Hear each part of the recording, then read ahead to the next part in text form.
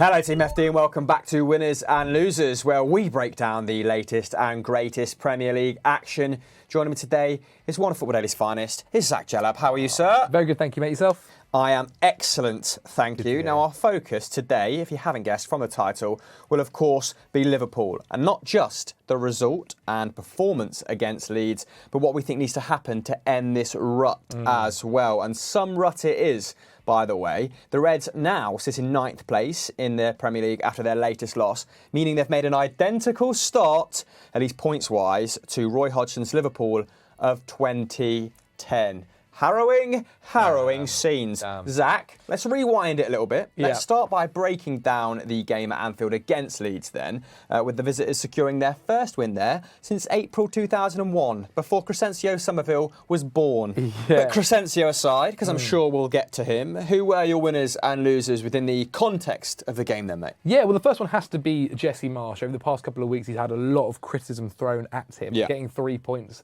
against Liverpool at Anfield is fantastic. That moves Leeds up to 15th in the Premier League table, and every team below them as well has played one extra game than Leeds. Plus, Leeds face Bournemouth on Saturday, which they'll be hoping to be getting 3 points from as well. And that would be huge if they do. Between 17th and 9th in the Premier League table, there's only 4 points between them, so it could move them further up the league as well. Now, about the game, Leeds went toe-to-toe with Liverpool, and maybe they did have a little bit of luck on their side.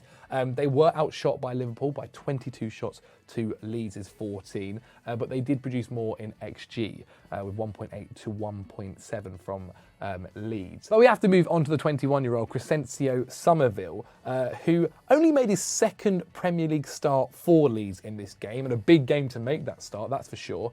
And he was fantastic. He won possession 6 times against Liverpool, drew 3 fouls, made 2 tackles, had 2 shots, and scored a fantastic goal. He is the man to end Van Dijk's unbeaten streak at home in the Premier League. And also we have to give a shout out to Melia in goal. Still only 21 years old. He made 9 saves in this game. That's mental. A very, very mature performance as well. And his post-expected shots against this season is actually minus 0.4. So he's not necessarily been fantastic this year. So he was really, really good in these 90 minutes. Not an outstanding campaign, but an outstanding 90 for sure. It was probably due, wasn't it? For sure. Absolutely. Let's move on to our losers then. And that is, of course, Liverpool. I mean, individually, I don't think there was standout bad performers, let's say. Of course, there were bad moments. Gomez passing it back to Alisson blindly, Alisson slipping. I don't think Virgil van Dijk seemed himself during the 90, a little bit unsure, which is very uncharacteristic of him. Only won 50% of his headers, for example. He was averaging between 70 and 80 at his pomp. Completed 0 tackles in the game, only won 50% of his ground duels. But like I said, I don't really want to focus on individuals. It's more about Liverpool as a whole. And Jurgen Klopp is struggling for a means of compensating for that threadbare midfield now, isn't he? He's tried a couple of different systems, a couple of different approaches. It's not quite worked out. We've seen 4-2-3-1, we've seen 4-2-4, we've seen 4-3-3. He's desperately trying to stop the bleeding, isn't he? But it's not quite working. And I think you'll be able to gauge that from his post-match comments as well. He said, we struggle to control the game. Some players are a little bit overplayed. Others have to play too early. Went on to single out Harvey Elliott.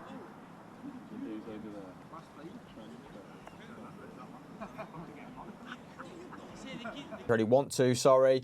He was subbed off after 60 minutes, of course, after misplacing sort of several passes, didn't really contribute on the defensive end. On a slightly more positive note, though, I did think Thiago Alcantara was pretty good in central midfield, particularly given he'd only just returned a couple days prior from illness. So shout out to him, even if his midfield counterparts not great in this game. Talking of not great, we wanted to touch upon some worrying trends, didn't we, at Liverpool.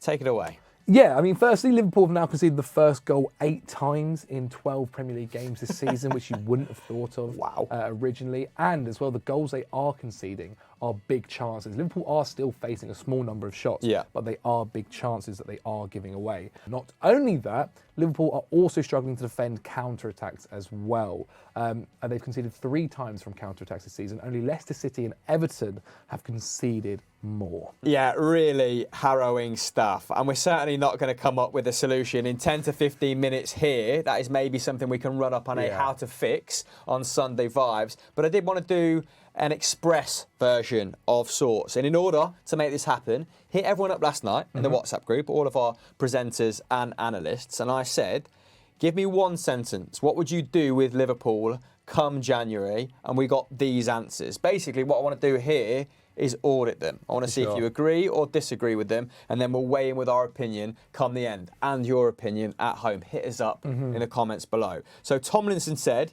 drop Fabinho and find his replacement as soon as possible.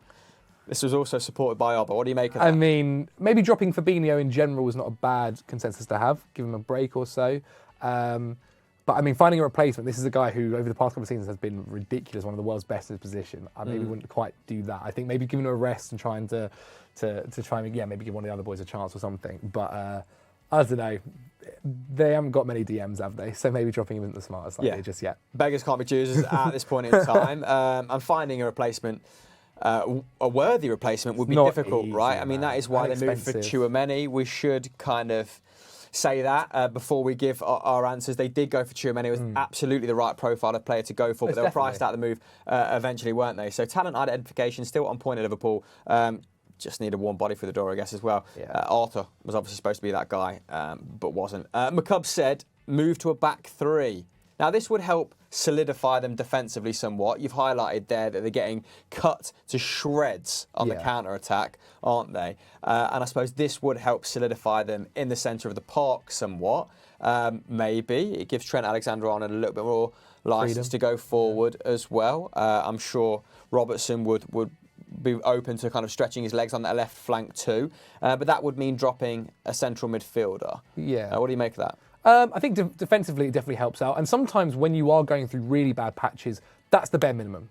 Sort out the defence and the rest will come. And so it's definitely not a bad idea. I do wonder maybe how Liverpool's system would quite work in a back 3. Obviously, they do have the defenders for it. I think obviously Matip's coming back. You've got Konate, you've got Van Dijk as well, Joe Gomez. So they definitely got the defenders there for it. I mean, it's definitely worth a go, I think, especially when you are conceding the goals that they are conceding at the moment. Sort out the defence like that, and then hopefully the rest will come. Yeah, Gomez has also played right back as well, hasn't he? Yes. So playing the right side of that 3 would come naturally to him as well. I think probably play to his strengths. And most of their defenders are all ball-playing centre-backs who can always push into the midfield and drive forward.